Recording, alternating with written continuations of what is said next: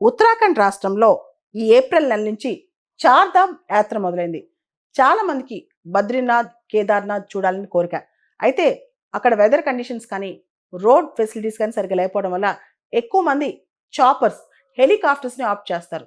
అయితే చాలా ఎక్కువగా ఈ మధ్య కాలంలోనే గత 2 నెలల్లో ఉత్తరాఖండ్లో 5 హెలికాప్టర్స్ సేమ్ రూట్లో క్రాష్ అయిపోయాయి అన్నమాట. రీసెంట్గా నిన్న మొన్న ఒక క్రాష్ జరిగింది. దానిలో 7 ప్రాణాలు కోల్పోయారు, 2 ఇయర్స్ బేబీతో సహా. అసలు ఇన్ని హెలికాప్టర్స్ క్రాష్ ఎందుకు జరుగుతున్నాయి, అది కూడా ఉత్తరాఖండ్లోనే ఎలా జరుగుతుంది అనేది పెద్ద క్వశ్చన్ అనమాట. ఇక్కడ ఫస్ట్ దీనికి మనం ఫాలో అవ్వాల్సింది, ఆలోచించాల్సింది harsh weather conditions. Weather conditions ఎలా ఉన్నా పట్టించుకోకుండా ఈ ప్రయర్ బుకింగ్ చేసుకోవడం వల్ల ఈ హెలికాప్టర్స్ నడిపిస్తూనే ఉంటారనమాట. కొన్నిసార్లు చాలా త్రుటిలో ప్రమాదం కూడా అక్కడ తప్పుతూ ఉంటుంది. రెండో అంశం ఎస్ఓపిస్ ఫాలో కాకపోవటం, స్టాండర్డ్ ఆపరేటింగ్ ప్రొసీజర్స్ ఫాలో కాకపోవటం.